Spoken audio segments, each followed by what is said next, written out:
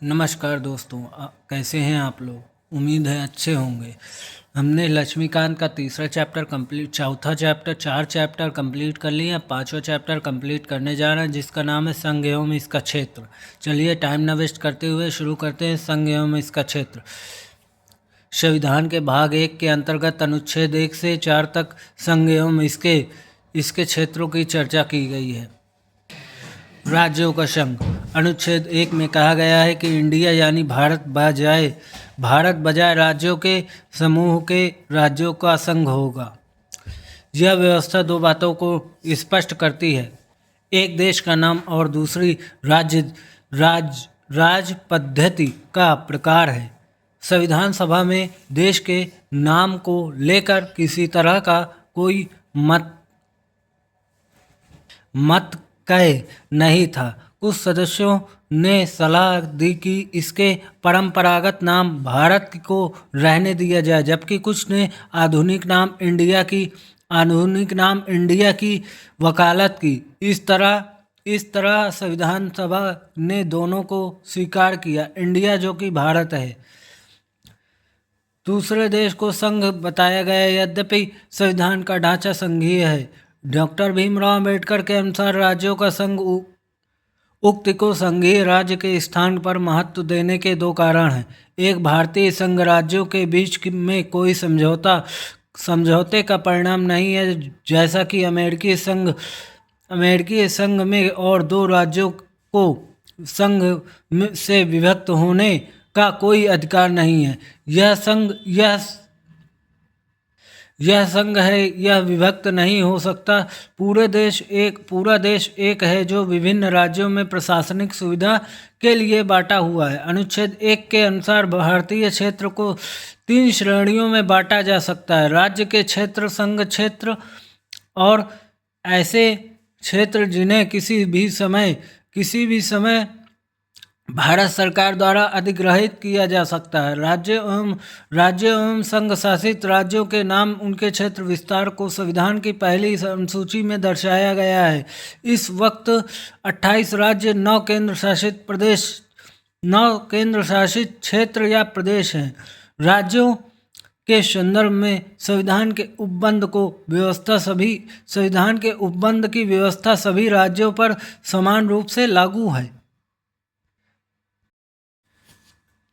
यद्यपि भाग 21 के अंतर्गत कुछ राज्यों के लिए विशेष उपबंध हैं। इनमें शामिल है महाराष्ट्र, गुजरात, नागालैंड, असम, मणिपुर, आंध्र प्रदेश, तेलंगाना, सिक्किम, मिजोरम, अरुणाचल प्रदेश, गोवा एवं कर्नाटक। इसके अतिरिक्त 5वीं एवं 6ठी अनुसूचियों में राज्यों के भीतर अनुसूचित एवं जनजातीय क्षेत्रों के प्रशासन के लिए विशेष उपबंध हैं।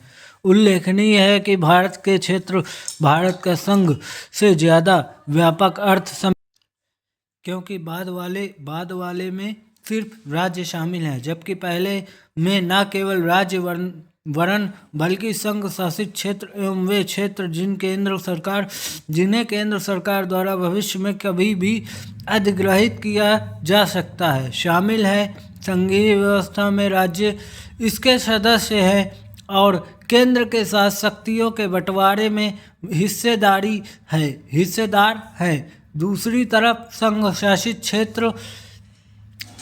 शासित क्षेत्र एवं केंद्र द्वारा अधिग्रहित क्षेत्र में सीधे केंद्र सरकार का प्रशासन होता है। एक संप्रभु राज्य होने के नाते भारत अंतर्राष्ट्रीय कानूनों के तहत विदेशी क्षेत्र का भी अधिग्रहण कर सकता है। उदाहरण के लिए सत्तांतरण संधि के अनुसार खरीद, उपहार या लीज व्यवसाय जिसे अभी तक किसी मान्य शासक ने अधिग्रहित न किया हो। जीत या हार: उदाहरण के लिए भारत ने संविधान लागू होने के बाद कुछ विदेशी क्षेत्रों को अधिग्रहण किया, जैसे दादर और नगर हवेली, गोवा, दमन दीव, पांडुचेरी जो आज पुदुचेरी है, एवं सिक्किम। इन क्षेत्रों के अधिग्रहण की बाद में आगे चर्चा की जाएगी। अनुच्छेद 2 में संसद को यह शक्ति दी गई कि संसद विधि द्वारा ऐसे निबंधनों और शर्तों पर जो वह ठीक समझे संघ में नए राज्यों का प्रवेश या उनकी स्थापना कर सकेगी। इस तरह अनुच्छेद 2 संसद को 2 शक्तियां प्रदान करता है, नए राज्य को भारत के संघ में शामिल करें और दूसरा नए राज्यों को गठन करने की शक्ति। पहली शक्ति उन राज्यों के प्रवेश को लेकर है जो के पहले से अस्तित्व में है, जबकि दूसरी शक्ति नए राज्यों जो अस्तित्व में नहीं है के गठन को लेकर, अर्थात अनुच्छेद 2 में उन राज्यों जो भारतीय संघ के हिस्से में नहीं है के प्रवेश एवं गठन से संबंधित है। दूसरी ओर अनुच्छेद 3 संघ भारतीय संघ के नए राज्यों के निर्माण व वर्तमान राज्यों में परिवर्तन से संबंधित है। दूसरे शब्दों में अनुच्छेद 3 में भारतीय संघ के राज्यों का पुनर्सीमन यानी पुनर्गठन की व्यवस्था करता है। राज्यों के पुनर्गठन संबंधित संसद की शक्ति, इसको हम कल पढ़ेंगे। मैंने जितनी भी पुरानी वीडियो हैं लक्ष्मीकांत की सारी वीडियो की लिंक डिस्क्रिप्शन बॉक्स में दे दी है।